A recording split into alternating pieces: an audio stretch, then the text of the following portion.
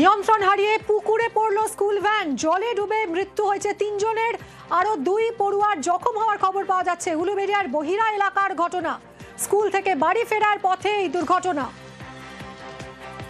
সন্তু আমাদের প্রতিনিধি রয়েছে। সন্তু, কিভাবে ঘটলো এই দুর্ঘটনা, জানাও আরো বিস্তারিত।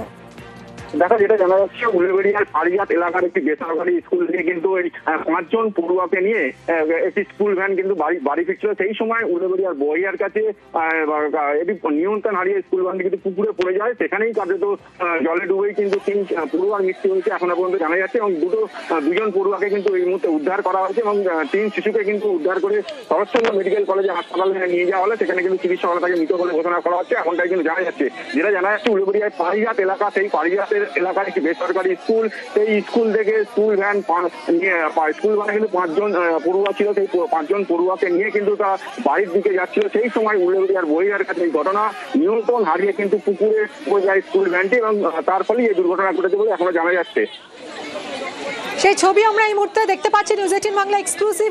অত্যন্ত মর্মান্তিক দুর্ঘটনা, একটি বেসরকারি স্কুল থেকে পড়ুয়াদের নিয়ে স্কুল ভ্যান বাড়ি পৌঁছে দিচ্ছিল, আর সেই সময় নিয়ন্ত্রণ হারিয়ে পুকুরে পড়ে যায় স্কুল ভ্যান।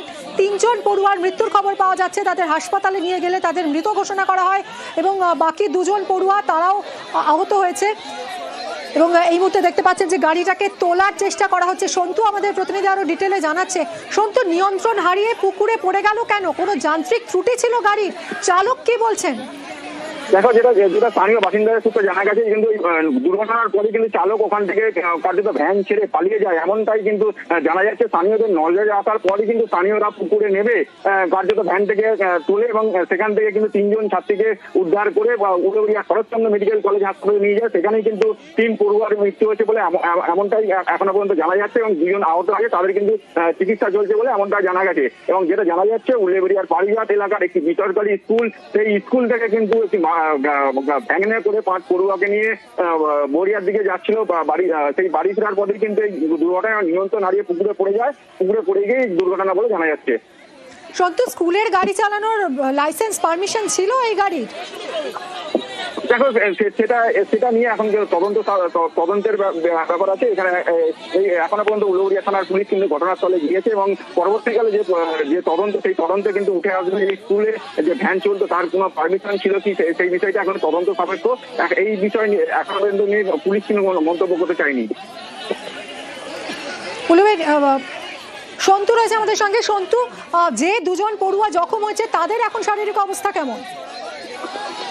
দেখো, তাদের শারীরিক অবস্থা কিন্তু এখনো পর্যন্ত স্থিতিশীল। তাদেরকে কিন্তু একজন কিন্তু ইতিমধ্যে স্থানীয় বাসিন্দারা বসিয়ে রেখেছেন, তিনি ভালো আছেন। আর একজন যে আছেন তারও কিন্তু চিকিৎসা চলছে উলুবেড়িয়া শরৎচন্দ্র মেডিকেল কলেজে, তিনিও সুস্থ আছেন বলে এখনো পর্যন্ত জানা যাচ্ছে। এই 2 পড়ুয়া কিভাবে এই দুর্ঘটনা ঘটলো সে সম্পর্কে কি কিছু বলেছে?